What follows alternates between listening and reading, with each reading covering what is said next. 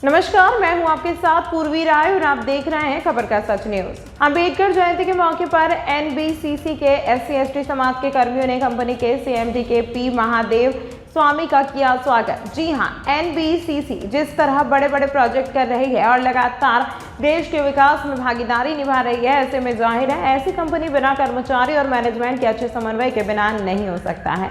इसी का उदाहरण दिखा अंबेडकर जयंती के मौके पर, जब कंपनी के अति पिछड़ी जाति के कर्मचारियों ने कंपनी के CMD को बुलाकर उनका स्वागत किया। जी हां, इस मौके पर तमाम कर्मचारियों के बीच में पहुंचे कंपनी के CMD ने अपने कर्मचारियों को संबोधित किया और कहा कि कंपनी का आज जो विस्तार हो रहा है उसमें सबसे बड़ा सहयोग आप लोगों का है। उन्होंने कहा कि एनबीसीसी लगातार भारत सरकार के लिए अच्छे काम कर रही है। दिल्ली में जिस तरह से एनबीसीसी के प्रोजेक्ट चल रहे हैं, इससे दिल्ली की पूरी तस्वीर बदल गई है। अब एनबीसीसी अन्य राज्यों में भी काम करेगी। अंबेडकर जयंती के मौके पर आयोजित इस कार्यक्रम में कर्मचारियों द्वारा CMD के साथ साथ मंच पर बैठे सभी अधिकारियों को सम्मानित किया गया। साथ ही साथ कंपनी के मैनेजमेंट और कंपनी के मजदूर यूनियन की आपसी समन्वय को देखकर सभी ने कहा कि एनबीसीसी में जिस तरह मजदूर और मैनेजमेंट के रिश्ते हैं वह बेहद शानदार है। कंपनी को आगे बढ़ाने के लिए हर एक मजदूर जी जान लगाकर काम करता है, तो वहीं मैनेजमेंट उसकी चिंता के लिए हर सुविधा उपलब्ध कराने की कोशिश करती है। कुल मिलाकर इस मौके पर आए सभी लोगों का उद्देश्य यही था कि एनबीसी के मजदूर और मैनेजमेंट के बीच के रिश्तों के बारे में बात करना। तो बता दें कि एक सकारात्मक इस आयोजन में सभी ने एक दूसरे का पीठ थपथपाया। शायद यही कारण है जो कोविड काल में जहां 2 साल तक हर तरफ काम की कमी हो गई थी, सारी कंपनियां कहीं ना कहीं घाटे में जा रही थी। ऐसे में वैसी स्थिति से निकलकर एनबीसीसी एक बार फिर से लगातार फायदे में जा रही है। इसका पूरा श्रेय कंपनी के मैनेजमेंट और मजदूर दोनों को जाता है। यह बात शायद सभी जानते हैं और इसलिए दोनों ही एक दूसरे की तारीफ कर रहे हैं और भरोसा जता रहे हैं कि आने वाले दिनों में यह रिश्ता ऐसा ही कायम रहेगा और एनबीसीसी और भी अच्छा काम लगातार करती रहेगी, जिससे न सिर्फ एनबीसीसी बल्कि पूरे भारत का गौरव बढ़ेगा। मैं पहले तो बाबा साहब के परिनिर्वाण दिवस पे आपके माध्यम से श्रद्धांजलि सुमन अर्पित करता हूँ। मैंने एक बड़ी समस्या आपको एक बताई, जो जनरल एक समस्या इस देश में मैनेजमेंट और मैन में रहती है, कन्फ्लिक्ट ऑफ इंटरेस्ट। कोई भी समस्या का निदान ढूंढने से पहले उसका कारण ढूंढना चाहिए, मैं ऐसा मानता हूँ। मैं मैनेजमेंट में भी रहा हूँ, टॉप मैनेजमेंट में। तो समस्या का मैं मैनेजमेंट से भी रिक्वेस्ट है कि किसी भी मजदूर की, एम्प्लॉय की समस्या का निदान करने से पहले उसका कारण समझना होगा। कारण क्या है, चाहे वो भेदभाव हो, ट्रांसफ़र प्लेस पोस्टिंग में हो, डिपार्टमेंट में, डिफरेंट में। तो जब अगर उस समस्याओं को ये एक नज़र से अगर देखेंगे तो समस्या पैदा नहीं होगी। जब समस्या पैदा ही नहीं होगी तो निदान की आवश्यकता कहाँ पड़ेगी। आज कंपनी की प्रतिष्ठा अगर कहीं भी बढ़ रही है या कहीं पर कोई डेंट होता है तो उसके सबसे बड़ा जो कारण रहता है वो रहता है conflict of interest between the management and the man और द एम्प्लॉय। तो एसोसिएशन का काम है कि दोनों को सामंजस्य बना के रखना, कि दोनों में कॉन्फ्लिक्ट इस हद तक ना चला जाए जिससे कंपनी की प्रतिष्ठा खराब हो।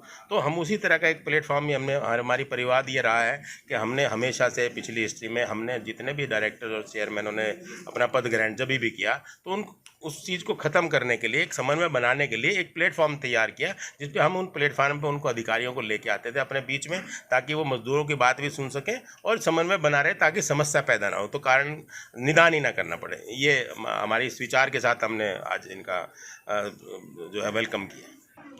मैं first of all SC/ST association को धन्यवाद वन सेकेंड देना चाहता हूँ। इन लोग जो आज का दिन में, मतलब यही शुभ दिन में ये कार्यक्रम आयोजित किया हुआ है, उसके लिए रियली मैं धन्यवाद देता हूँ। सिमिलरली जो मेरा असेट है आज का दिन में, एनबीसीसी का असेट बोलेगा तो हमारे पास कोई असेट नहीं है, हमारा एम्प्लॉई हमारा असेट है। 2300 एम्प्लॉयज़ है, ये एनबीसीसी का असेट है। और इतना स्किल्ड मैन पावर कोई भी कंपनी में नहीं है। हमारे पास बहुत सारा USP है, वो कोई PSU का पास नहीं है। एग्जांपल, रीडेवलपमेंट करने वाला काम जो मोतीबाग हमने बनाया, नहीं तो उसी का किदवई नगर बनाया, नरोजी नगर बनाया, ये बिज़नेस आगे भी बहुत सारा साल चलने वाला है। ये USP किसी का पास नहीं है। सो एनबीसीसी का पास ये USP है। गवर्नमेंट आज का दिन में तीनों प्रोजेक्ट में 1 रुपये भी इन्वेस्ट नहीं कर रहा है, रादर गवर्नमेंट को हम वापस मिनिस्ट्री को वापस दे रहा है। ये प्रोजेक्ट्स करेंटली ओनली दिल्ली में चल रहा था, इसको हम एक्सटेंड कर रहे हैं स्टेट लेवल पे। उसी का सक्सेस स्टोरी पे एक केरला का हाउसिंग बोर्ड का रीडेवलपमेंट काम चालू करने वाला है। सो वो अगर सक्सेस होगा तो अक्रॉस इंडिया ये करना। इसका अलावा भी बहुत सारा काम हमारे पास है, डाइवर्सिफिकेशन भी कुछ जाना पड़ेगा। एनबीसीसी ओनली बिल्डिंग्स में नहीं है, और भी कुछ एरिया में हम सोच रहे हैं। एग्जांपल, रेलवेज़ में, इरिगेशन एनबीसीसी पहले कभी काम नहीं किया था। अभी नागपुर में हम एक काम, इरिगेशन का काम एनबीसीसी सक्सेसफुली कंप्लीट किया हुआ है। आफ्टर 8-10 साल बाद में उनको फार्मर्स को पानी मिला, वो प्रोजेक्ट भी स्टॉप था। सिमिलरली अम्रपाली प्रोजेक्ट्स एक है, वो प्रोजेक्ट्स 45,000 होम बायर्स, वो मकान नहीं था, उन लोग हर दिन कोर्ट का धक्के खा रहे थे। उन लोग को आज का दिन में हमने 15,000 मकान कंप्लीट किया हुआ। उसमें भी गवर्नमेंट का कोई भी इन्वेस्टमेंट नहीं है, सेल्फ सस्टेनेबल मोड पे। ऑफ कोर्स सुप्रीम कोर्ट का सपोर्ट है, उसका चाहते में मतलब हम लोग काम कर रहे हैं। अटॉर्नी जनरल का डेडिकेशन एंड सुप्रीम कोर्ट का team, court receiver end of course bank भी मदद किया हुआ है हमको वो प्रोजेक्ट सक्सेसफुली करने के लिए। सो सिमिलरली 2.5-3 लाख मकान अभी एनसीआर में स्टॉल्ड है, वो भी हमारा फ्यूचर एक प्रोजेक्ट हो सकता है। इसीलिए एनबीसीसी के लिए बहुत सारा अपॉर्चुनिटी है। अपॉर्चुनिटी करने के लिए हमारे पास बहुत बड़ा असेट्स है, एम्प्लॉय। सो ये दोनों होगा तो एंड कॉन्ट्रैक्टर्स भी है, कंसल्टेंट भी है। सो एनबीसीसी का सक्सेसफुल स्टोरी के लिए मेरे ख्याल से गोल्डन अपॉर्चुनिटी है। इसको वापस अप टू 2018-19 तक एनबीसीसी आउटस्टैंडिंग परफॉर्मर था, लगातार 12-13 साल एमओयू का पैरामीटर का हिसाब से। कोविड का बाद में थोड़ा हम लोग स्ट्रीमलाइन नहीं कर पाए 18-19 से, बट अभी वापस कंपनी पीक में है एंड शेयर मार्केट इन्वेस्टर हमारा कॉन्फिडेंस में है। मतलब उन लोग का कॉन्फिडेंस सबसे मतलब मेन क्लाइंट्स को थोड़ा ये करना। बिजनेस डेवलपमेंट भी लास्ट ईयर हमारा 4-5 हज़ार करोड़ था, इस ईयर 7-8 महीने में हम 7,000 करोड़ का किया हुआ है। एक चीज़ मैं ऐड करना चाहता हूँ। पहले एनबीसीसी अकेले थे, मेरा इसमें स्पीच में भूल गया था। अभी एनबीसीसी का साथ 4 और कंपनी है। एक एचएससीसी है, हॉस्पिटल सर्विसेज, HSCL है इंफ्रास्ट्रक्चर में, NSL मेंटेनेंस का काम कर रहा है। पहले ये तीनों एरिया में थोड़ा हमको ये था, सेटबैक था, वो एरिया भी हम कवर किया हुआ है।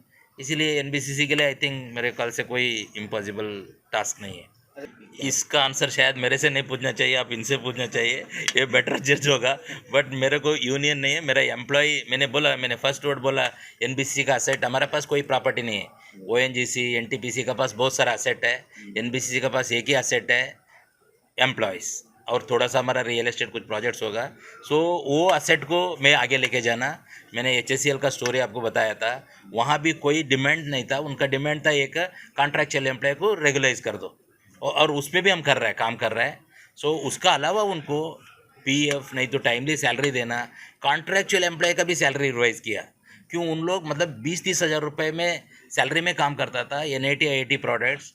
उन लोग का कभी आते तो मतलब एक रिक्वेस्ट था, सर हमारा कुछ देखिए, बट उसका वेज रिविजन किया, वैसे किया। तो यहाँ ये कंपनी में तो सब कुछ करेंगे। सो वो फुली मतलब अगर यूनियन मतलब एम्प्लॉय सब लोग मैनेजमेंट सब अगर एक ही प्लेटफॉर्म में, मैं यही बताना चाहता था, अगर टीम जीतने के लिए सब लोग का कंट्रीब्यूशन चाहिए, यूनियन का कंट्रीब्यूशन, मैनेजमेंट का कंट्रीब्यूशन, एम्प्लॉय का कंट्रीब्यूशन, तब भी टीम सक्सेस हो सकता है। अदरवाइज आपको रिसेंटली इंडिया का मैच हम 10 मैच हार के लास्ट मैच में मतलब जीत के लास्ट मैच में हारना पड़ा, वो नहीं करने वाला हूँ मैं, उसका ख्याल रखने वाला हूँ।